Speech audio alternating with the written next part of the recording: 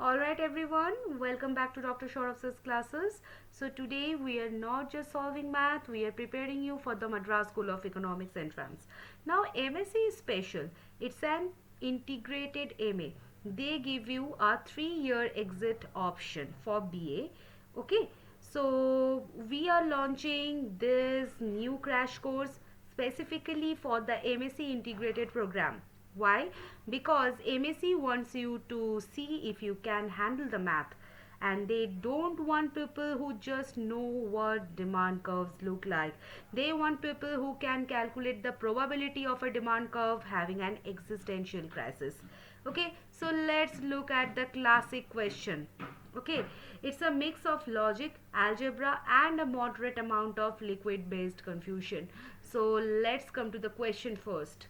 Question says a vessel contains X gallons of wine and another contains Y gallons of water. Now from each vessel Z gallons are taken out and transferred to the other. From the resulting mixture in each vessel, Z gallons are again taken out and transferred to the other. And if after the second transfer the quantity of wine in each vessel remains the same as it was after the first transfer, then show that Z into X plus Y equal to XY. Okay, so we need to prove it. Just give me a second. Okay, so we have two vessels. Vessel A, X gallons of wine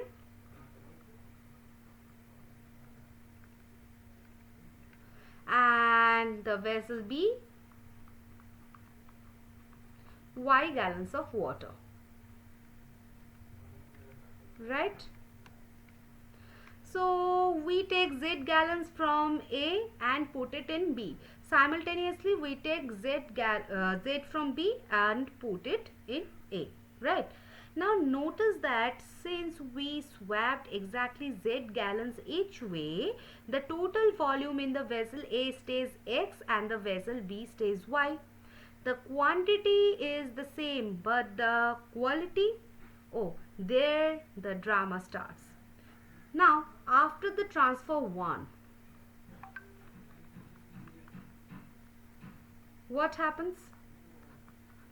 In vessel A,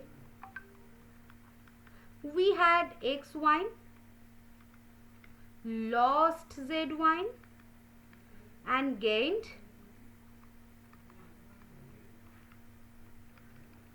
Z water. Right? So current wine in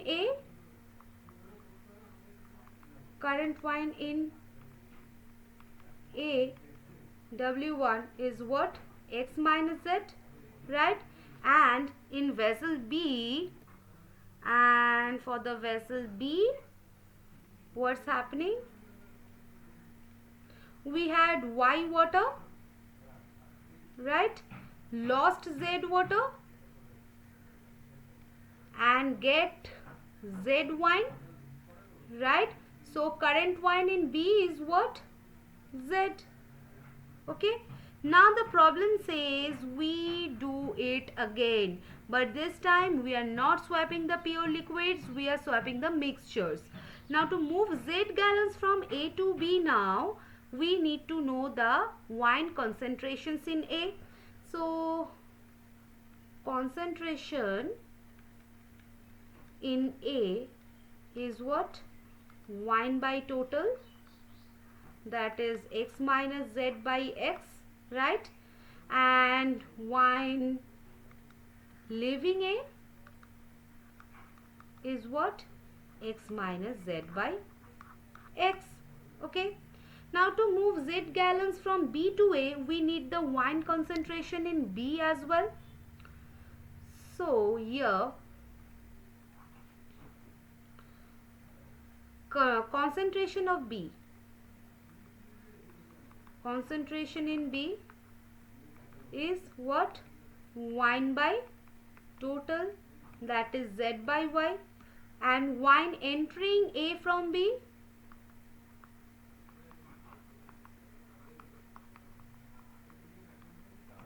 Z into Z by Y, right? So W2 is wine already there minus wine leaving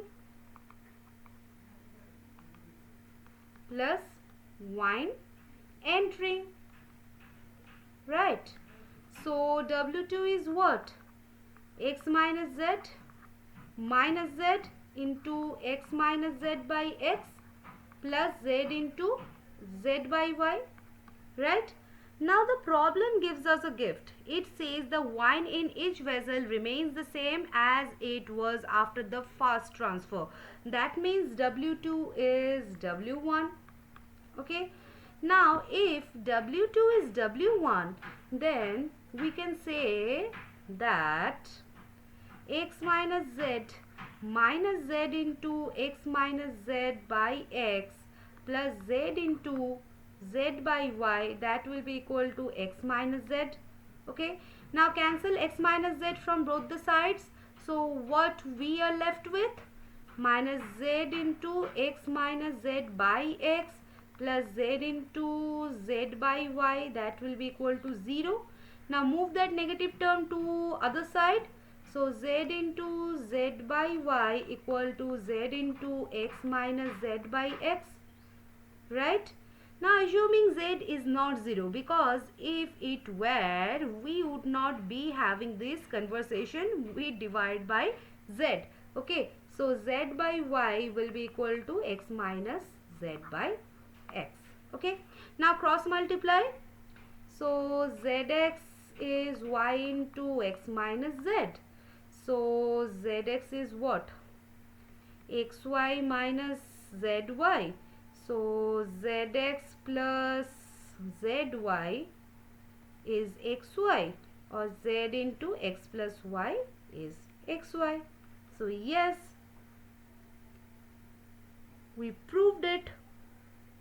Okay, so before you go, I want to tell you something very important for the examination. Now in economics and physics, this is called a dynamic equilibrium.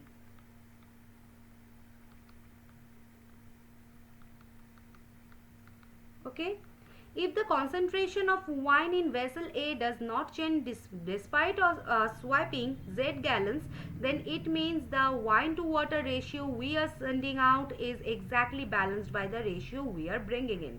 So mathematically, for the quantity of wine in A to stay constant, the concentration in A must equal the concentration in B.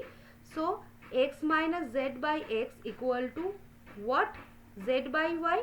So this is a shortcut. If you realized that the concentration must be equal for the net change to be 0, you could skip the lines of the algebra.